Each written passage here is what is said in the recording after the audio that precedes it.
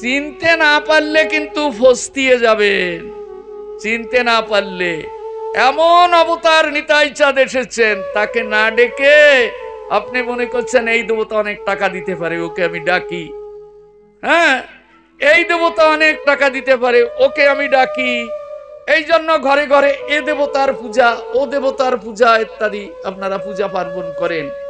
তাতে পাবেন কি? তার মধ্যে হরিনাম নেই। দেখবেন একবারও হরিনাম করে না, একবারও হরিনাম নেই তার মধ্যে। তাতে শ্রীরূপ গোস্বামীপাদ বলছেন, তুমি তুষ পারাচ্ছ পয়সা খরচ করে, ওতে চাল পড়বে না। হ্যাঁ, এই জন্য প্রথমে বলে নিয়েছি, ওই পূজা পার্বণে কোনো চাল পড়বে না, তুষ নিয়ে পারাপারি। আসল জিনিসটা মহাপ্রভুর হাতে, তিনি নিয়ে নিয়েছেন সব। বাইরে মহাপ্রভু বাদ দিয়ে যত কর্ম করবে সব তুষাবঘাতী, ওই তুষ পারাবে বসে, কাজের কাজ কিচ্ছু পাবে না। এই জন্য মহাপ্রভু নিতাই চাঁদকে নিয়ে এসেছেন। মহাপ্রভু নিয়ে এসেছেন তোমাদের নিতাই চাঁদের প্রতি ভক্তি হোক, কারণ নিতাই চাঁদ আমার সেবক, আমি সেবক ছাড়া চলতে পারি না। হ্যাঁ, ভগবান সেবক ছাড়া কখনো আসেন না, তাই তিনি নিতাই চাঁদকে নিয়ে এসেছেন সেবক করে। আর জানেন, এই এর থেকে যে অবতারগুলি বেরিয়েছে নিতাই চাঁদ থেকে, তা বিশেষ বিশেষ অবতারকে আবার নিজে সাথী করে নিয়েছেন। কিরকম? ওই বলরাম থেকে শঙ্কর্ষণের কথা বলেছি, মহাপ্রভু তাকে শঙ্কর্ষণকে সাথে করে নিয়ে এসেছেন। হ্যাঁ, গৌর গণদেশ দীপিকা দেখুন, আপনি বুঝতে পারবেন এই শঙ্কর্ষণ এসেছে কি স্বরূপে জানেন? হ্যাঁ, মহাপ্রভুর আর একটা বড় ভাই ছিল না, ছিল কি? হ্যাঁ, বিশ্বরূপ তার নাম। ওই বিশ্বরূপ শঙ্কর্ষণ, গৌর গণদেশ খুলে দেখুন, বুঝতে পারবেন। হ্যাঁ, দেখুন ওই বিশেষ বিশেষ অবতারকে আবার সঙ্গে হরিনাম করতে নিয়ে এসেছে। তোমাদের পুজো পার্বণ বাদ দাও, এখন হরিনাম করো, চলো আমরা যাই হরিনাম করে আসি।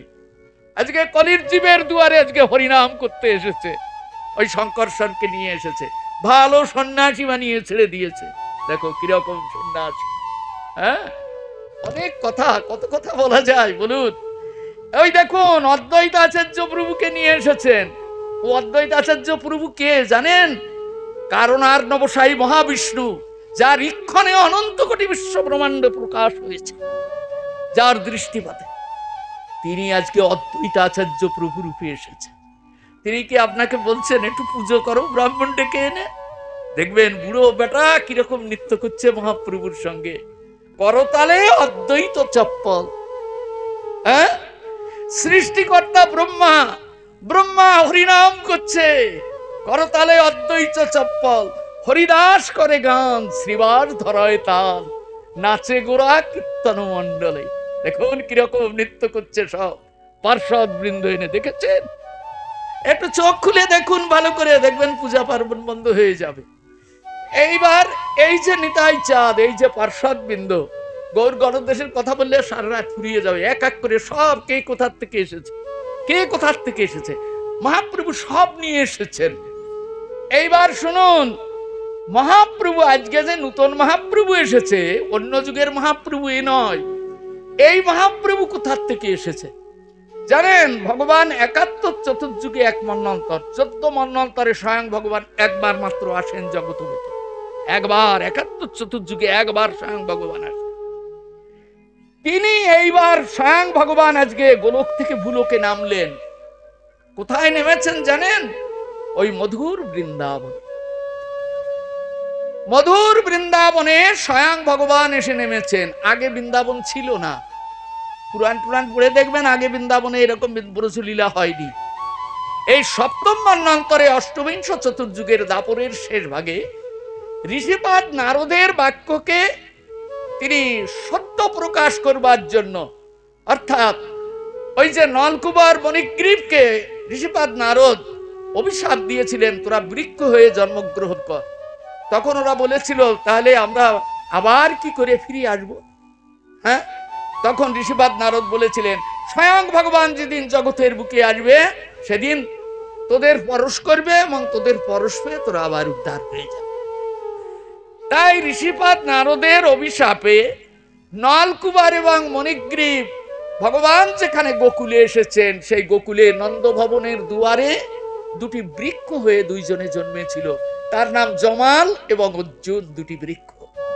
হ্যাঁ, যখন ভগবান দেখলেন যে এই সপ্তম মন্বন্তরে অষ্টবিংশ চতুর্যুগের দাপরের শেষ ভাগে ঋষিপাদ নারদ বলেছিল যে দেব পরিমাণ শত বৎসর তোদের এরকম বৃক্ষ হয়ে থাকতে হবে, এটা তোদের শাস্তি। কেননা এই সমস্ত কথা বলতে গেলে পূর্বের কথা আলোচনা না করলে বোঝানো যায় না, কিন্তু আমার সময় নেই। হ্যাঁ, তো এই যে দুটি বৃক্ষ ভগবান দেখছেন, ঋষিপাদ নারদ আমার যুগে যুগে আমার বার্তাবহী দাস, তার মতো প্রিয় ভক্ত আমার কে, যে আমার বার্তা জগতের বুকে বহন করে নিয়ে বেড়ায় আর আমি ছাড়া কিছু জানে না, তার মুখের বাণীকে আমি মিথ্যা করতে পারি? তাই সপ্তম মন্বন্তরে অষ্টবিংশ চতুর্যুগের দাপরের শেষ ভাগে নন্দের পুত্র রূপে ওই গোলকাধিপতি স্বয়ং ভগবান, যিনি কখনো নামেন না, অবতার পাঠিয়ে যুগ রক্ষা করেন, তিনি এই সপ্তম মন্বন্তরে অষ্টবিংশ চতুর্যুগের দাপরের শেষ ভাগে নেমেছেন ওই মধুর বৃন্দাবন। হ্যাঁ, যখন দেখে দেব পরিমাণ শত বৎসর পূর্ণ হয়ে যাচ্ছে, আজকে তো আমার তাকে উদ্ধার করতেই হবে। সেই দিন তিনি মা যশোদার দড়ির বন্ধনে অবরুদ্ধ হয়েছেন একটা উদুখলের সঙ্গে। দামবন্ধন লীলা তো আপনারা ভাগবতে পড়েন, একটা উদুখলের সঙ্গে বন্ধন হয়েছে। মা তাকে বেঁধে রেখে গেছে ঘরের কাজ সামলাতে, কেননা কালকে সব নষ্ট করেছে। দধিমন্থন করবে বলে এত সুন্দর আশা করে হাড়িটা তৈরি করেছিল, ভালো করে দধিমন্থন করে আমি গোপালকে খাওয়াবো। কেননা দাস দাসীরা যে নবনীত তৈরি করে সেটা সুস্বাদু হয় না, তাই গোপীর ঘরে গিয়ে নবনীত চুরি করে খায়। হ্যাঁ, আমি নিজ হাতে যদি নবনীত তৈরি করে গোপালকে খাওয়াই, গোপাল কখনো আর অন্যের ঘরে গিয়ে নবনীত চুরি করে খাবে না। তাই মা যশোদা নারায়ণের কাছে কান্নাকাটি করেছে, হে নারায়ণ, আমাকে একটা রাত একটা দিন আমাকে দাও, যেদিন কোনো দাস দাসী আমার ঘরে থাকবে না। কেননা মা যশোদা আগে একদিন গোদহন করতে গেছিলেন, দাসীরা এসে সব বের করে ধরেছিল। মা তুমি কোথায় যাচ্ছ? বলেন আমি গোদহন করতে যাচ্ছি। কেন মা? তোরা যে নবনীত তৈরি করে গোপালকে দিস, ওতে স্বাদ হয় না, তাই গোপাল পাড়া প্রতিবেশীর ঘরে গিয়ে নবনীত চুরি করে খায়, আর সেই কথা আমার শুনতে হয়। ছি ছি, আমি না রাজমহিষী, আমি আমার একমাত্র পুত্র, তার নিন্দা আমি নিজ কানে শ্রবণ করে পারি না। তাই আমি রাত দিন চিন্তা করি আমি কেমন করে এই চৌরবৃত্তির হাত থেকে আমি গোপালকে রক্ষা করি। তাই আমি নিজে যদি আমি গোদহন করে নবনীত এনে গোপালকে খাওয়াতে পারি, গোপাল আর কোনোদিন অন্যের ঘরে গিয়ে নবনীত খাবে না। দাসীরা বলছে কি, না মা, তা তো হয় না।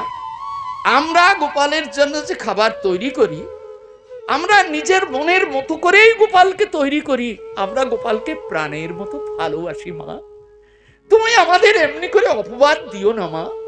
আমরা যেদিন থেকে এই নন্দ ভবনে এসেছি, যেদিন থেকে নন্দনন্দনকে দর্শন করেছি, সেদিন থেকে প্রাণের মতো করে তাকে আমরা রেখেছি হৃদয়ের মাঝে, তাকে আমরা পর মনে করি না মা।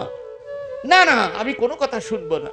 দাসীগণ বলছেন, মা, যদি তুমি জোর করে দুধের ভাণ্ড নিয়ে গোদহন করতে যাও, তাহলে আমরা এই বাড়ি ছেড়ে চলে যাব, আর থাকবো না।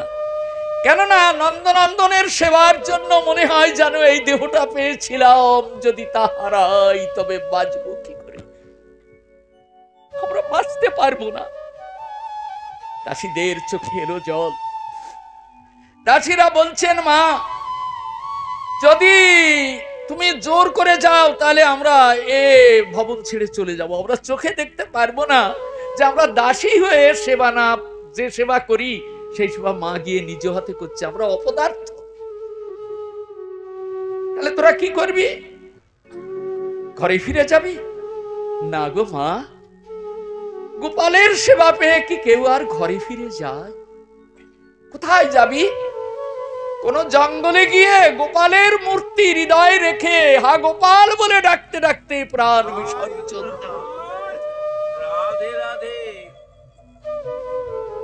তখন মা চিন্তা করছে, আমি যদি জোর করে গোদহন করতে যাই, তাহলে ওরা যদি সত্যি সত্যি মরে গিয়ে জঙ্গলে, পাপের দায়ী কে হবে?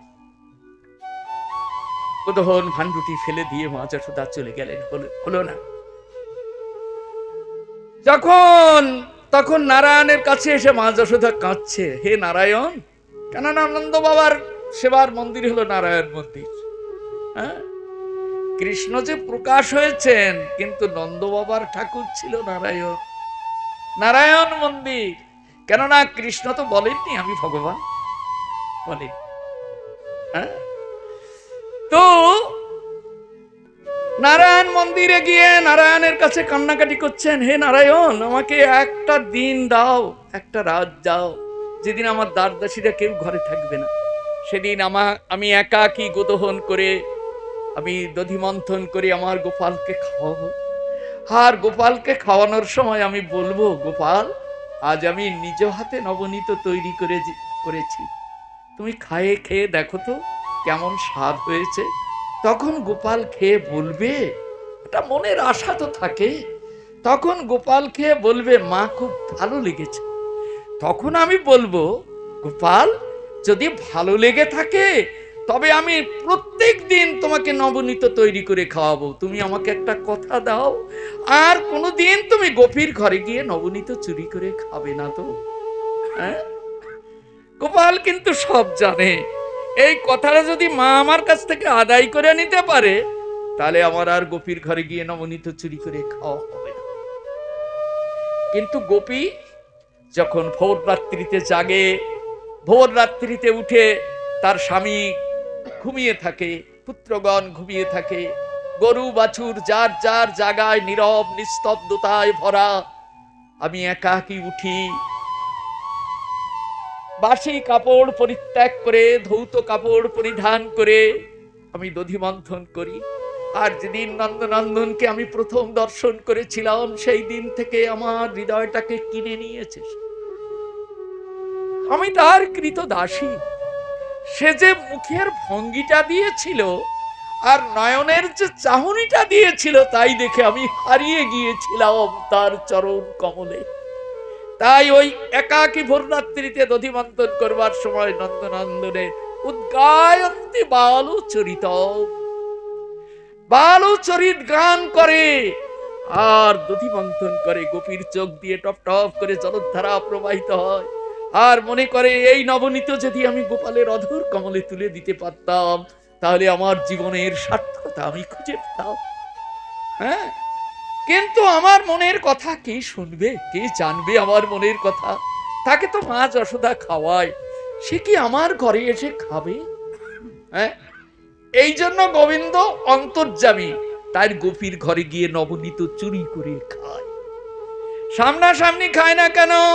সামনাসামনি যদি খায়, গিয়ে বলবে আমার ঘরের থেকে খেয়ে এসেছে, আমার ঘরের থেকে খেয়ে এসেছে। মা তখন বলবে কি, গোপাল, 9 লাখ গাভীর দুধ তোমার ঘরে, তুমি এর ঘরে ওর ঘরে খেয়েছি খাও রাজনন্দন হয়ে, তোমার লজ্জা করে না? আমাকে খেতে দেবে না। কিন্তু দাসীগণ আমার জন্য চোখের জল ফেলে। হ্যাঁ, আমার জন্য এত তাদের হৃদয়ে এত প্রেমে ভরা, আমি প্রেমের এই দান কেমন করে গ্রহণ না করে থাকতে পারি? তাই তারা এসে আবার মা যশোদার কাছে নালিশ করে। আচ্ছা, নালিশটা করে কেন? আনন্দে নালিশ করে, আনন্দ। জানো তোমার কানাই আজ কি করেছে? আমার ঘরে গিয়ে নবনীত খেয়েছে, হাড়ি ভেঙেছে, বানরদের খাইয়েছে, সকাদের খাইয়েছে, তছনছ করে দিয়েছে। তাই মা যশোদা চিন্তা করলে লক্ষণটা তো ভালো নয়। আমি নিজ হাতে দধি মন্থন করে গোপালকে খাওয়ালে গোপাল আর কোনোদিন অন্যের ঘরে গিয়ে নবনীত খাবে না। তাই মা যশোদা একটা রাত চাইছে, একটা দিন চাইছে।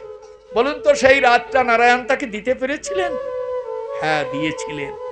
কবে জানেন? জানেন, ওই গোবর্ধন ইন্দ্রজাগের দিনে। ইন্দ্র মানে পঞ্চান্নগোপের আমল থেকে, নন্দবাবার বাবার আমল থেকে, ওই এখন আমরা অন্নকূট বলি, ওটা আগে অন্নকূট ছিল না, ওটা গিরিরাজের পূজা ছিল না, ওটা ইন্দ্র পূজা ছিল। হ্যাঁ, এই ইন্দ্র পূজার এই দিনটার রাতটা ছিল অমাবস্যার ঠিক পরের দিন গোবর্ধন পূজা হয়। অমাবস্যার রাত্রিতে, ওই কালী পূজার রাত্রিতে সব গোবর্ধনে চলে যায়, সব চলে যায় গোবর্ধনে। এটা তাদের জাতীয় উৎসব। তাই এই দিনে সবাই চলে গিয়েছিল, সবাই চলে গিয়েছিল। মা যশোদাকে যাওয়ার জন্য নন্দ বাবা বলেছিলেন, যশোদা তুমি গোপালকে নিয়ে যাবে? যশোদা বললেন, আজকে যদি আমি যাই তো আমার দিনরাত পাবো কোথায়? এই তো একটা সুযোগ আমার, আজকে আমি গোপালকে নিয়ে ঘরে থাকবো। অজুহাতটা দিলেন। সেদিন এক সন্ন্যাসী এসেছিল, মনে আছে?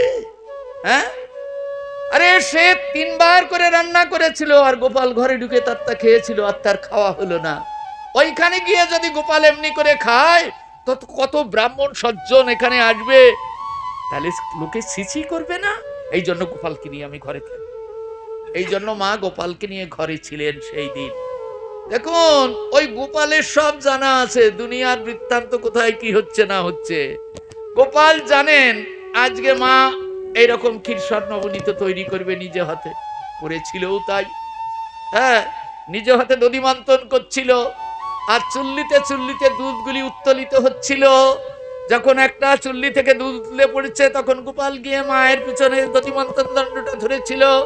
মানে অনেক কথা তো একদিনে এক রাত্রে কিছু বোঝানো যায় না, কিছুই বোঝানো যায় না। তবু আমি সংক্ষেপে একটু টেনে দিচ্ছি, সংক্ষেপে। হ্যাঁ, তো গোপাল আর ছাড়ে না, আমাকে আগে স্তন দাও, প্রতিদিন তুমি আমাকে স্তন দুগ্ধ পান করিয়ে তবে তুমি কাজে যাও। আজকে আমাকে খেতে দিলেন, আমি কি অপরাধ করেছি মা, কি অপরাধ করেছি? জোর করে দধিমন্থন দণ্ডটা বন্ধ করে দিল, স্তন নিজে ইচ্ছায় পান করতে লাগলো, গোপালকে ছাড়িয়ে রেখে মা ওই দুধের কড়া সামলাতে গেল। গোপাল রেগে গেল, মা আমি যে কে এসেছি তা তুমি জানো না, তা তুমি জানো না। আমাকে পাওয়ার জন্য মন মন দুধ গিরিরাজের উপর ঢালে, কত ভক্ত এসে দুধের স্রোত বয়ে যায়, আর এক কড়া দুধের জন্য আমি সেই তোমার পুত্র রূপে এসেছি, আমাকে দূরে সরিয়ে ফেলে দিলে। আমার যেমন মনের বাঞ্ছা পূর্ণ হলো না, তোমার মনের বাঞ্ছা আমি পূর্ণ করতে দেব না। ওই দধির ভাণ্ডটা ভেঙে দিয়ে গেছিলেন। তাই তো তাড়িয়ে তাড়িয়ে সারা রাত ধরে তাড়িয়ে তাড়িয়ে মা যশোদা ধরেছে। ধরে কি করেছে, আজকে নারায়ণের খাবার দাবার বানরদের খাইয়েছে। এখন এদিকে সব ভেঙে চুরি একাকার করেছে। এইবার নারায়ণের সেবা কে করবে? এখন সেবার খাবার দাবার নেই, তা গোছাতে হবে, গরুর খাবার দিতে হবে, ফের দধিমন্থন করতে হবে। তা গোপালকে না বেঁধে আমি কোথায় যাব? এই জন্য গোপালকে বন্ধন করেছিল ওই উদুখলের সঙ্গে। সখারা ভোরবেলায় এসে গোপালকে ডাকছে, গোপাল আয়, এখন আমরা খেলা করি। বলে যাবো কি, দেখ মা আমাকে বেঁধে রেখেছে, মা বেঁধে রেখেছে, তুই খুলতে পারছিস না? বলে না, আমি খুলতে পারছি না। তোনার মতো এত বড় রাক্ষসীকে তুই বধ করে দিলি, হ্যাঁ, আর তুই এই বেনুনের তৈরি খুলতে পারছিস না? হ্যাঁ, আরে কি বলছিস তুই? আরে তৃণাবর্ত সকটা আসুর, অত বড় বড় আসুর তুই এক এক লাথি মেরে মারিস, আর দড়ি খুলতে পারছিস না? বললেন না, আমি খুলতে পারছি না। তোরা দেখ খুলতে পারিস কি? টানাটানি করে দেখলো, গিট আরো শক্ত হয়ে যায়, খুলতে কেউ পারে না। তখন বললো এক কাজ কর, ঠেলে ফেলে দে, উদুখলটা ঠেলে ফেলে দে। তখন ওরা ঠেলে ফেলে দিল। ওর তো এক মাথা মোটা আর এক মাথা সরু, ও যদি ঠেলে তো ওই মোটা মাথা তো আগে চলে যাবে, সরু মাথা পিছনে থাকবে। হ্যাঁ, বলছেন কি না দেখবি তিরস্থান যেন না হয়, মানে কোনো ঘুরে টুরে না যায়, ঠিক মতো ঠেলবি। এখন সকারা ঠেলছে, ওদিকে ঋষিপাদ নারদের অভিশাপে দেব পরিমাণ শতবৎসর ধরে ওরা তপস্যা করে চলেছে। ওই দুটি বৃক্ষ গগনচুম্বী হয়ে গেছে, 4 জনও বেড়ে পাবে না এত বিরাট। তাকে এখন করার দিয়েও কাটা যাবে, কুঠার তো কোথায় থাকে, কে কাটবে তাকে? পুতনা রাক্ষসের দিন ভীষণ ঝড় হয়েছিল, তৃণাবর্তের দিনও ঝড় হয়েছিল। হ্যাঁ, ভীষণ ঝড় হয়েছিল। বৃন্দাবনে কত গাছপালা ভেঙে পড়ে গেছে, ডালপালা, কিন্তু ওর একটা ছোট্ট ডালও ভাঙতে পারে। সেই দুটি বৃক্ষ গগনচুম্বী হয়ে তপস্যা করছে, হে গোবিন্দ তুমি কবে আসবে, কবে এসে তুমি আমাদিগকে পরশ করবে, আর আমরা এই বৃক্ষ জনম থেকে পরিত্রাণ লাভ করে তোমার চরণ কমলের দাস হয়ে কবে ফিরে যাব। তাই ভগবান ঋষিপাদ নারদের অভিশাপ, ভক্তের বাক্য কখনো মিথ্যা হয় না। ভগবান নিজেই বলেন, আমার বাক্য থেকে আমার ভক্তের বাক্যই বড়। তাই ভগবান আজকে ঋষিপদ নারদের বাক্যকে রক্ষা করবার জন্য তিনি এই বৃন্দাবনে নেমেছেন। নালে সপ্তম মন্বন্তরে না নেমে অষ্টম মন্ত্রে, নবম মন্ত্রে, দশম মন্ত্রে বা তার আগেও নামতে পারতেন, কিন্তু নামার কারণ হয়েছে তিনি এই বৃন্দাবনে নেমে এসেছেন। আর আজকে এই উদুখল ঠেলতে ঠেলতে নিয়ে দুটি বৃক্ষে লাগিয়ে দিল। বাড়তে বাড়তে এত বড় হয়েছে, দুটোর পেট প্রায় একসঙ্গে লেগে গেছে। ওর ফাঁক দিয়ে ওপারে গিয়ে এমন হেসকা টান দিলেন, ওই বেনুনির দড়ি, যা পাট দিয়ে বানানো, বেনুনি বাঁধে কি দিয়ে? পাটের দড়ি, তাই দিয়ে এমন টান মারলেন, সেই বিশাল দুটি বৃক্ষ ব্রজবাসীরা মনে করেছিল আর কোনোদিন কাটা যাবে না, সমূলে উৎপাটিত হয়ে পড়ে গেল। তখন কোনো শব্দ বেরোয়নি, বৃক্ষ দুটি উৎপাটিত হয়ে পড়ে গেছে, কোনো শব্দ বেরোয়নি। বৃক্ষের থেকে দুটি যুবক প্রকটিত হলো, ওই জমাল এবং অর্জুন, কুবেরের দুটি পুত্র, যারা এত খারাপ ছিল বলে অভিশাপ দিয়েছিলেন। আজ তারা নন্দনকে দর্শন করে কত না স্তব করছেন, কত স্তব করছেন। তারা দুইজনে যখন স্তব করে ভগবানের অনুমতি নিয়ে ফিরে চলে গেলেন, তখন বৃক্ষ পতনের শব্দ। তো এমন যে ভগবান শ্রীকৃষ্ণ তিনি কতই না ব্রজলীলা করেছেন, কিন্তু বেশি দিন ভগবান ব্রজলীলা করেননি, 10 বৎসর 9 মাস কাল মাত্র। তখন ওই কংসের অত্যাচার আর সহ্য করতে পারে না মথুরাবাসী, এদিকে ব্রজবাসী। কৃষ্ণের পক্ষে যারা, কৃষ্ণের সঙ্গে সম্বন্ধ যাদের আছে, তাদের উৎপাত করে এমন ভাবে তছনছ করতে লাগলো কংস, যে অত্যাচারের আর শেষ নেই। কংস তখন এই যে বৃন্দাবনে যে অসুরগুলি পাঠাচ্ছে, ওরা তো কংসের প্রেরিত দূত। কংস দেখে যে যাকে পাঠাই সেটা শেষ, আর ফিরে আসে না। হ্যাঁ, অগাসুর, বকাসুর, বৎসাসুর, প্রলম্বাসুর, হ্যাঁ, কত অসুর পাঠালেন, কেশী অসুর, বোমাসুর, মানে যত অসুর গেলেও একটাও ফিরল না। তখন কংস চিন্তা করছেন, ওই মাটিতে শক্তি বেশি, ওই মাটিতে আমি যাব না, তাহলে আমাকেও মেরে দেবে। ওই মাটি থেকে বের করে আনতে হবে, ওই মাটিতে বের করে আনলে তখন পায়ে অত শক্তি পাবে না। এই জন্যই অক্কুরকে পাঠিয়েছেন রথ দিয়ে, অক্কুরকে পাঠালেন বৃন্দাবনে। অক্কুর যখন রথ দিয়ে বৃন্দাবনে প্রবেশ করলেন, তখন শ্রীকৃষ্ণ চিন্তা করলেন, আমি তো প্রতিজ্ঞা করে এসেছি, বৃন্দাবনং পরিত্যাজ্য পাদমেকং ন গচ্ছামি, আমি বৃন্দাবন পরিত্যাগ করে এক পাও কোথাও যাই না। তো আমি বৃন্দাবন পরিত্যাগ করে মথুরায় তো আমি যেতে পারবো না। তখন ভগবান চিন্তা করলেন, তাহলে আর আমি এই স্বরূপে আর আমি বৃন্দাবনে থাকবো না। তখন ভগবান ওই স্বরূপটাকে অন্তর্ধান করে ওই মথুরার কারাগারে যে কৃষ্ণ জন্মগ্রহণ করেছিলেন, যাকে বসুদেব এনে রেখেছিলেন এই রাত্রিতে এখানে। কে যেন আমাকে বলেছিলেন এই তত্ত্বটা, এই কৃষ্ণটা কোথা থেকে এলো বা কি হলো, কে যেন আমাকে বলেছিলেন একটু আগে, আমাকে পাঠে আসার আগে। এটা একটু বলবেন। দেখুন, এখন সেই কথাটা এখন এসে গেল। মথুরায় যে কৃষ্ণ জন্মগ্রহণ করেছিলেন, উনি হলেন যুগাবতার ভগবান। দাপর যুগে যে কৃষ্ণ আসতেন, যুগে যুগে তিনি মথুরায় অবতীর্ণ হয়েছিলেন। কিন্তু এই যুগে যে স্বয়ং ভগবান আসবেন, এইরকম ঋষিপাদ নারদের বাক্যকে রক্ষা করবার জন্য, তাও কৃষ্ণ জানতেন না। তাই তার সময় মতো যখন তিনি এসেছেন, এদিকে তিনি এসে নন্দের পুত্র রূপে অবতীর্ণ হয়েছেন। গোপাল চম্পু গ্রন্থ পড়ে দেখুন, সেখানে দেখবেন নন্দাত্মজ উৎপন্নে জাতাল্লাদ মহামনা, নন্দের একটি পুত্র জন্মগ্রহণ করেছে, তাতে নন্দ মহারাজার একেবারে আনন্দে আত্মহারা হয়ে পরমানন্দ করছেন, নন্দ উৎসব করছেন পরমানন্দে। হ্যাঁ, আত্মজ মানে পরের ছেলে নয়, নিজের ছেলেকে আত্মজ বলা হয়। আর ওই বসুদেবের পুত্র যে, সেটা নিজের আত্মজ নয়, হ্যাঁ, সেটা তার ভাইয়ের ছেলে, সেটাকে আত্মজ বলা হয় না। এই জন্য বসুদেব নন্দন যে শ্রীকৃষ্ণ, তিনি হলেন যুগাবতার। আর এই নন্দনন্দন যে শ্রীকৃষ্ণ, তিনি হলেন স্বয়ং ভগবান, তিনি গোলকাধিপতি।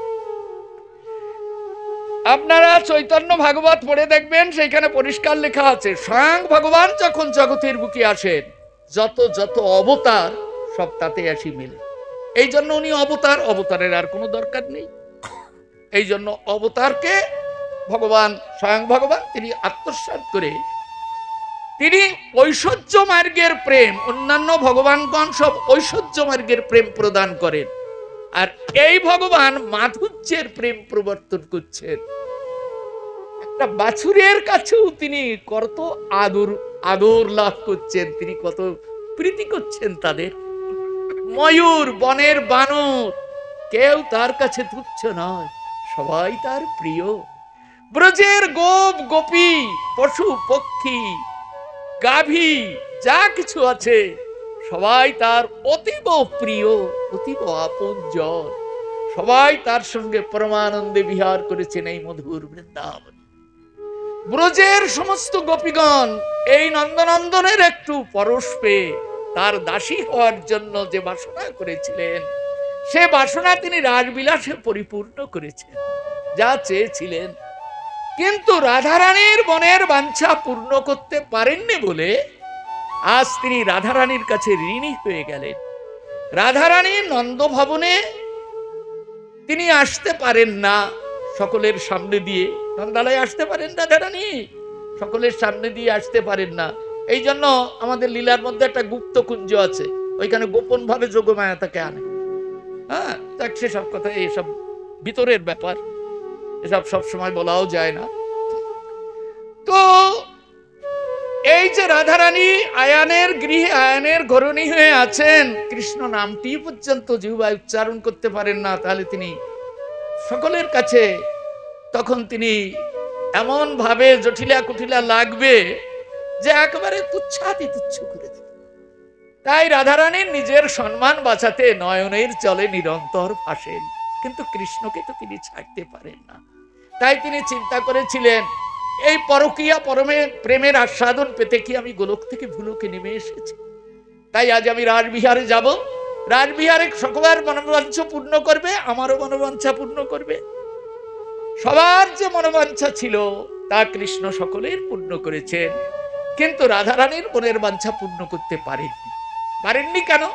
রাধারানী চেয়েছিলেন তোমার প্রতি অঙ্গের সঙ্গে আবার আমি প্রতি অঙ্গে মিলে যেতে চাই। কেননা রাধা কৃষ্ণ এক আত্মা, দুই দেহধারী। রাধা কৃষ্ণের একটা আত্মা, দুটো দেহ ধারণ করেছেন। কৃষ্ণের বাম অঙ্গ থেকে রাধারানীর এই প্রকাশ, আর দুইজনের সঙ্গে দুইজনের মধুর মিলনের আনন্দ, এ আনন্দের স্বাদ অফুরন্ত। ভক্তের হৃদয় মন্দিরে এই আনন্দের আস্বাদনও অফুরন্ত। কত আনন্দ এইসব মিলন, ভগবানের রাধা কৃষ্ণের যুগল কিশোরের মিলন, আমাদের গোস্বামী পাদগণ কত আস্বাদন দিয়ে গেছেন। রাধারানী বললেন না না, আমি আলাদা থাকবো না, আমাকে তুমি আত্মসাৎ করো। কিন্তু কৃষ্ণ যদি আজকে রাধারানীকে আত্মসাৎ করেন সকলের সামনে, তাহলে কৃষ্ণ যে ভগবান এটা প্রকাশ হয়ে যাবে। তাই ভগবান তা পারলেন না, তা হয় না। কিন্তু এটাতে তিনি ঋণী হয়ে গেলেন। কৃষ্ণদাস কবিরাজজি চৈতন্য চরিতামৃতে পরিষ্কার উল্লেখ করেছেন, প্রথম ভাগে দেখবেন 3টি স্বাদ পূর্ণ হয়নি। কি 3টি স্বাদ কি পূর্ণ হয়নি? বললেন, রাধারানী বলছেন শ্রীকৃষ্ণের মাধুর্যের চমৎকারিত্ব আমার আস্বাদন করা হলো না। কত বধূ, কত আনন্দ ঘন, তার আস্বাদনটা আমার হলো না। আর কৃষ্ণ বলছেন রাধারানীর মাধুরীমা আমারও আস্বাদন করা হলো না। রাধা প্রেমের মাধুরীমা কতখানি তা কৃষ্ণ আস্বাদন করতে পারলেন না। তাই ওই বনে বনে ঘুরেছেন রাত্রিতে, যেদিন কুঞ্জে মিলন না হয়েছে বনে বনে ঘুরেছেন। দেখবেন কোকিল বনে গিয়ে কোকিলের মতো ডাকছে রাধারানীকে ঘর থেকে বের করার জন্য। কুঞ্জে এসে দেখে কুঞ্জে প্রদীপ জ্বলছে না, কেউ আসেনি। তখন গোবিন্দ ঘুরতে গেছে যাবটে, বেরোবি কি করে? চরণের নুপুর টেনে ভর্তি তুলছে, ডাকবে, কিন্তু কি বলে ডাকবে? বাঁশি বাজাবে? তাহলে তো জটিলা কুটিলে এসে ঘাট ধরবে। হ্যাঁ, এইখানে রাত্রিতে এসেছিস, এখন ভয় পাচ্ছে। হ্যাঁ, তখন চিন্তা করছে ওই যে কোকিলগুলি ডাকছে, আমি ওই বনে যাব, তমাল বৃক্ষের ডালে উঠে আমি রাধারানীকে কোকিল কণ্ঠে ডাকবো। কোকিলগুলি ডাকছে, কুহু কুহু কুহু করে ডাকছে। আর কৃষ্ণ ওই কোকিলের সুরে কণ্ঠ মিলিয়ে ডাকছে, রাধে রাধে রাধে। কে শুনছে এই রাত্রিতে? কোকিল তো রোজ রাত্রি ডাকে, এমন রাধে রাধে বলা ডাক কে শুনবে? রাধারানী ঘর থেকে কৃষ্ণের সঙ্গে মিলনের জন্য নয়নের জলে ভাসছে আর বলছে, ওগো প্রাণনাথ, আজকে আমাকে আটকিয়ে দিয়েছে, তাই আমি কুঞ্জে যেতে পারিনি। তুমি সারা রাত্র এমনি করে কষ্ট করো না, ফিরে যাও ঘরে। ওগো, তোমার কষ্ট যে আমি সইতে পারি না। রাধারানী আরো কাঁদছে, আর মিলন হলো না। এই জন্য চৈতন্য চরিতামৃতে কৃষ্ণ রাধারানীর প্রতি যে আকর্ষণ সেটিকে দেখেছেন। রাধা প্রেমের মাধুরীমা কতখানি তা কৃষ্ণ আস্বাদন করতে পারবেন। কৃষ্ণ প্রেমের মাধুর্যের চমৎকারিত্ব যদি আস্বাদন করতে পারতেন, তাহলে রাধারানীর মনে যে কতখানি আনন্দ হতো, সে আনন্দের ঢেউ আর বয়ে গেল না, বৃন্দাবনে সে ঢেউ আর বয়ে গেল না। তাই সেই আনন্দের আস্বাদন দেওয়ার জন্য এই চৈতন্য চরিতামৃত গ্রন্থখানি আমি রচনা করলাম। এই চৈতন্য চরিতামৃত, তাই দেখুন রাধা প্রেমের মাধুরীমা আজকে আস্বাদন দেওয়ার জন্য চলে গেলেন। ব্রজলীলা শেষ হয়ে গেল। হ্যাঁ, ব্রজলীলার যেদিন শেষ হয় তখন একটা কুঞ্জ বিলাস দেখবেন, পড়ে দেখবেন। হ্যাঁ, একটা কুঞ্জ বিলাস আছে, নরোত্তম ঠাকুর মশার লেখা একটা কুঞ্জ বিলাস। ওটা জগদানন্দ বলেছে। জগদানন্দ তিনি, এই জগদানন্দ ইনি কে ছিলেন জানেন? ব্রজের ওই কৃষ্ণলীলায় দ্বারকার সত্যভামা এই জগদানন্দ ছিল। এই সব নিয়ে এসেছে। দ্বারকার সত্যভামা, রুক্মিণী যত আছে পার্শ্বদ সব এই গৌরলীলায় নিয়ে এসেছে। জগদানন্দ বলে দিচ্ছে, হ্যাঁ, স্বপ্নবিলাসে বলে দিচ্ছে। দেখবেন নরোত্তম ঠাকুর মশার ওর মধ্যে লেখা আছে, স্তব স্তুতির মধ্যে সেইখানে লেখা আছে জগদানন্দের এই প্রেমের কথা। জগদানন্দ বলছে, জানো, এই শ্রীবাস অঙ্গনে যিনি নৃত্য করছেন আর সকলকে কাঁদাচ্ছেন, ইনি কে জানো কি? শোনো, তবে আমি বলি।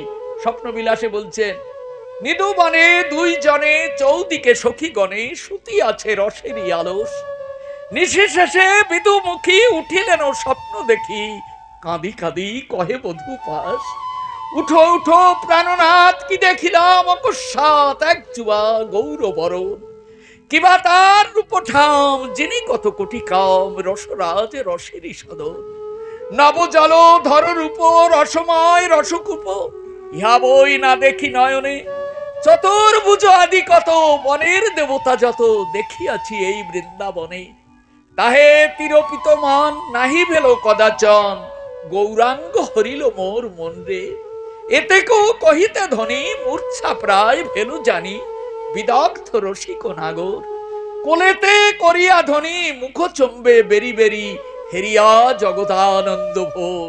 জগদানন্দ বলছেন, দেখো, নিদুবনে যখন কুঞ্জ হয়েছিল, সেই কুঞ্জে শেষ কুঞ্জ, গোবিন্দ আর বৃন্দাবনে থাকবে না, সব জানে অক্ষুরের রথ আসবে, সেদিন আমার এই লীলা শেষ করে চলে যেতে হবে। কেননা আমি প্রতিজ্ঞা করে এসেছি, আমি বৃন্দাবন ছেড়ে এক পাও যাব না। তাহলে এখন কৃষ্ণ যাবে, আমার একই রূপ একই কায়া, আমি বাসুদেব নন্দন শ্রীকৃষ্ণকে আমি পাঠিয়ে দেবো। বসুদেব নন্দন শ্রীকৃষ্ণ অর্থাৎ বাসুদেব শ্রীকৃষ্ণকে আমি মথুরায় পাঠিয়ে দেব, আর আমি অন্তর্ধান করব। হ্যাঁ, সেই জন্য রাধারানীর যে রাজবিলাসে মনের বাঞ্ছা পূর্ণ করতে পারেননি, এটা ললিতা বিশাখার কাছ থেকে তিনি শুনেছেন। তাই রাধারানীকে দেখাচ্ছেন, রাধে, তোমার যে ব্যথা তা আমার মনে আছে। তাই শেষ কুঞ্জে দেখিয়েছিলেন, নিদুবনে দুইজনে কুঞ্জের মধ্যে শুয়ে আছেন কৃষ্ণ এবং রাধারানী, আট দ্বারে আট সখী রাধা কৃষ্ণের লীলা মাধুরীমা গুণ কীর্তন করছেন, পরমানন্দে গুণ কীর্তিত হচ্ছে। আর গোবিন্দ কি করেছেন? রাধারানীকে ঘুমিয়ে দিয়েছেন। হ্যাঁ, শেষ রাত্রিতে রাধারানী স্বপ্ন দেখছে, গৌরবর্ণ এক যুবক, সে দুবাহু প্রসারিত করে নেচে নেচে হরিনাম করতে করতে গঙ্গার তীর দিয়ে চলে যাচ্ছে। হ্যাঁ, গঙ্গার তীর দিয়ে যাচ্ছে হরিনাম করতে করতে। হরি, কি সুন্দর তার দেহ কান্তি, কি সুন্দর! রাধারানী দেখে চমকে উঠেছেন, এমন সুন্দর নবজলধর রূপ রসকময় রসকূপ ইহা বই না দেখি নয়নে। আমি নবজলধর শ্যাম সুন্দরের প্রেমে আমি বিভোর হয়ে আছি, এছাড়া আমি চোখে কিছু দেখি না। কিন্তু যিনি এত কোটি কাম কোটি কোটি মদন যেন একত্রিত হয়ে আজ গৌরাঙ্গ স্বরূপে হরিনাম সংকীর্তন করে চলেছে, এমন রূপ তো আমি কোনোদিন দর্শন করিনি। এ কে? আমি হারিয়ে গেলাম, হারিয়ে গেলাম। রাধারানী স্বপ্ন দেখে মূর্ছিত হয়ে কেঁদে গোবিন্দের গায়ে ঢলে পড়লেন। তখন গোবিন্দ কিন্তু ঘুমাননি, চুপ করে আছেন, দেখি কি করে। তখন গোবিন্দ উঠে রাধারানীর এই মূর্ছাগত অবস্থা জড়িয়ে ধরেছেন, মুখচুম্বন করছেন। মুখচুম্বে বেরি বেরি হেরিয়া জগদানন্দ ভোর। রাধারানীর মুখ চুম্বন করে বলছেন, রাধে তুমি মূর্ছিত হয়ে পড়ে গেলে। রাধারানী বলছেন, হে প্রাণনাথ তুমি আমাকে ছেড়ে দাও, আমি আর তোমার সেবার যোগ্য নই। কেন? আমি ব্যভিচারিণী হয়ে গেছি। আমি পরপুরুষকে দর্শন করে আমার মন প্রাণ সে যেন কেড়ে নিয়ে চলে গেছে, সে আমার কেড়ে নিয়ে চলে গেছে। এখন তুমি আমাকে স্পর্শ করো না, আমি ব্যভিচারিণী হয়ে গেছি, ছেড়ে দাও, ছেড়ে দাও, আর তোমার সেবা আমি করতে পারবো না। তখন গোবিন্দ বলছেন, রাধে তুমি আমাকেই দেখেছো, তোমাকে তোমাকে আমি চিনি না? তুমি এত সুন্দর হলে কি করে? হ্যাঁ, তপ্ত কাঞ্চনের মতো উজ্জ্বল কান্তিখানি তুমি পেলে কোথায়? তখন গোবিন্দ বলছেন, রাধে রাজবিলাসে আমি তোমার মনের বাঞ্ছা পূর্ণ করতে পারিনি, তাই এই ঋণ পরিশোধ করবার জন্য আবার আমাকে জগতে আসতে হবে। আজ তো আমি পারলাম না, তাই তোমার ঋণ পরিশোধ করবার জন্য আমি কি করেছি জানো? কি করেছ? আমার এই কৃষ্ণ কান্তিখানি তোমার এই উজ্জ্বল কান্তি দ্বারা আমি অবরুদ্ধ, মানে আমি ঢেকে ফেলেছি। আমি আমার কান্তি দ্বারা আমি ঢেকে ফেলেছি।